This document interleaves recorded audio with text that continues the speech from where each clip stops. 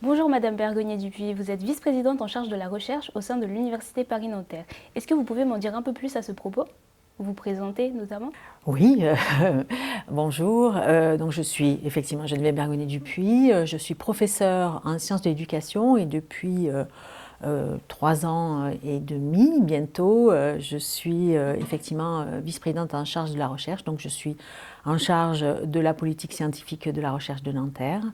Et dans ce cadre, j'ai souhaité, avec évidemment mes collègues, développer le dialogue science-société dont on va parler, je suppose, maintenant. Tout à fait. Le label SAPS, justement, que signifie-t-il? Pouvez-vous nous en dire un peu plus? Alors, la labellisation Science avec et pour la société est une labellisation qui est proposée par le ministère de l'Enseignement supérieur et de la Recherche, qui a souhaité vraiment impulser une politique très concrète au sein des universités de dialogue science-société. Donc c'est la raison pour laquelle il a mis en place un appel à projet pour financer, pour labelliser et puis financer, puisque l'argent est quand même le nerf de la guerre, pour financer des politiques opérationnelles au sein des sites universitaires pour justement travailler cette question de dialogue science-société. Ce sont donc les universités ont répondu, un certain nombre d'universités ont répondu à cet appel à projet, dont l'Université Paris-Nanterre, et nous avons été retenus avec un projet qui s'appelle Science in Cité, qui se déploie avec la création d'un observatoire, Science avec et pour la société, et puis qui se déploie avec la mise en place d'actions selon 3 grandes lignes directrices qu'on a intitulées Observer, rencontrer et partager. Comment le Jeune Hub s'inscrit dans la dynamique du label SAPS de l'Université Paris-Nanterre? Alors, dans le cadre du projet Science in Cité, qui est labellisé pour Nanterre, nous avons souhaité donc développer des actions selon 3 axes, ce que j'ai dit tout à l'heure. L'axe observé, qui sert à cartographier les forces de recherche et les activités de recherche et les activités sciences avec et pour la société au sein de notre communauté scientifique. D'autre part, un autre axe qui s'appelle l'axe rencontré, où nous souhaitons développer des actions de diffusion en direction des médias, enfin par les médias, des actions de formation à la médiation scientifique, de formation aussi à la démarche scientifique. Et puis nous développons aussi dans ce cadre-là des rencontres, des cafés des sciences, et nous avons mis en place un programme annuel d'événements SAPS pour justement faire en sorte d'avoir tout au long de l'année des activités de ce type-là. L'axe partagé, c'est l'axe dans lequel est intégré le Jeune Hub, a été créé pour finalement aller plus loin que ce que les 2 autres axes peuvent proposer, dans la mesure où ce qui nous intéresse là, c'est non seulement de diffuser les connaissances scientifiques en direction des publics, rencontrer les publics scolaires, par exemple les élèves, pour essayer de leur faire comprendre comment on produit de la science, mais là il s'agit plutôt de partager et donc d'avoir un dispositif qui s'adresse aux jeunes. L'université quand même accueille une large part de la jeunesse de notre pays, y compris des étudiants internationaux. Et il nous semble qu'il est important de créer des espaces et des temps dans lesquels on essaie de les accompagner pour faire en sorte qu'ils soient en capacité de s'appuyer sur des connaissances scientifiques pour ensuite pouvoir échanger, être en capacité d'argumenter et éventuellement de proposer des solutions à des enjeux locaux ou plus vastes, des enjeux sociaux, environnementaux, etc. Hein, voilà. Je peux rebondir, justement, quel lien pouvez-vous faire entre la démocratie, la jeunesse et la société? Là, c'est une vaste question. Je ne sais pas si je vais être en capacité de répondre vraiment correctement, mais le dialogue science-société n'est pas un dialogue qui arrive juste aujourd'hui. Hein. C'est un dialogue qui est relativement ancien.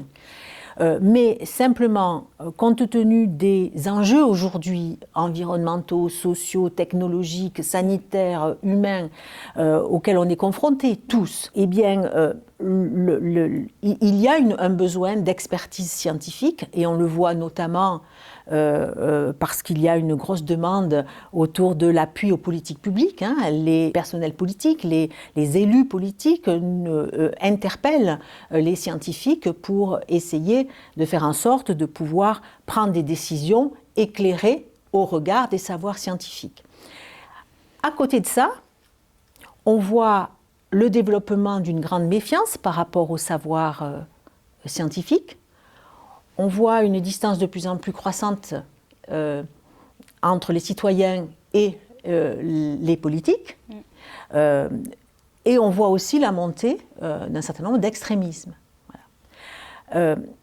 À côté de ça, lorsqu'on regarde qui sont nos jeunes aujourd'hui et ce qu'ils sont capables de faire dans l'espace démocratique, on voit qu'ils ne s'investissent pas de la même manière que les générations précédentes, qui allaient, par exemple, voter de façon massive lors des élections. Mais s'ils ne font plus forcément tout à fait cela, ils ont d'autres formes de participation. Ils ont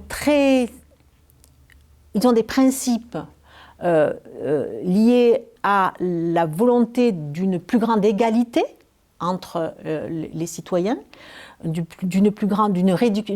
volonté de réduire les inégalités. Autrement dit, ils sont vraiment dans l'espace démocratique un groupe qui est vraiment finalement le garant et qui est très attentif aux besoins de protection et de justice, on va dire, globale pour tous. Hein, voilà. Et donc, il me semble que les universitaires ont tout à fait l'intérêt, parce qu'on travaille aussi beaucoup auprès de la jeunesse, puisqu'on forme nos étudiants. Hein, je crois qu'on est aujourd'hui, on doit se mettre ensemble, à la fois la communauté scientifique, les chercheurs, mais aussi donc les étudiants, qu'ils soient doctorants, masterants, qui sont en licence, etc.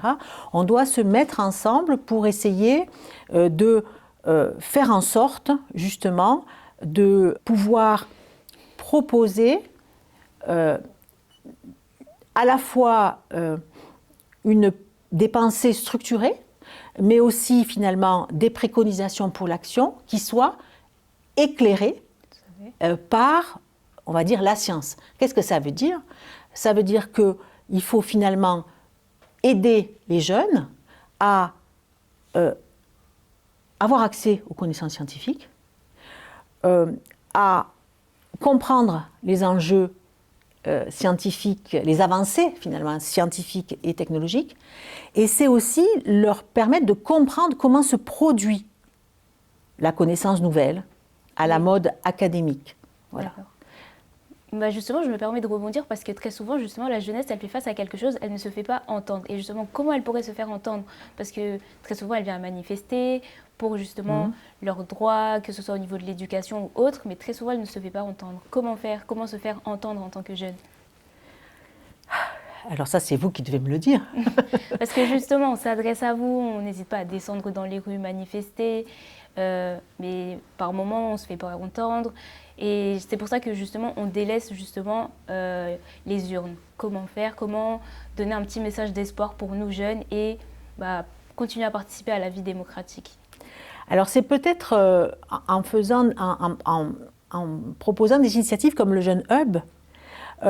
Notre objectif, quand on a intégré dans le projet Science in Cité qui a été labellisé, quand on a intégré l'idée qui était finalement au début une seule idée, l'idée de créer un jeune hub, c'est justement d'essayer de créer un espace un peu sécurisé, un peu transitionnel, dans lequel les jeunes, mais aussi les universitaires, mais aussi les politiques, comme on va le voir tout à l'heure, puissent finalement apprendre à non seulement s'appuyer sur les connaissances scientifiques, mais aussi d'une certaine manière ensuite s'autoriser à proposer, je ne sais pas, par exemple des préconisations pour l'action, et en espérant que ces préconisations pour l'action puissent ensuite déboucher sur des véritables actions, des véritables politiques publiques, etc. Je ne sais pas comment on peut faire. C'est extrêmement difficile, d'après moi, hein, c'est clair.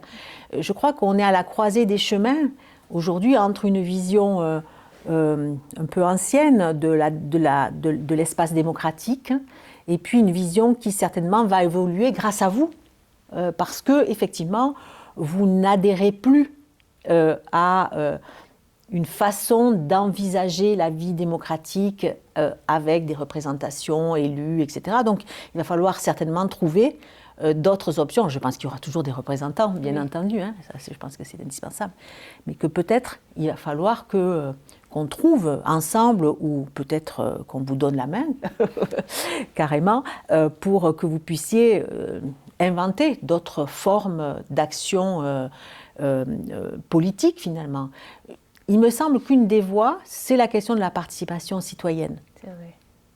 C'est vrai. Qui peut s'avérer parfois très compliqué chez nous jeunes. Et justement, je me permets de rebondir sur ça.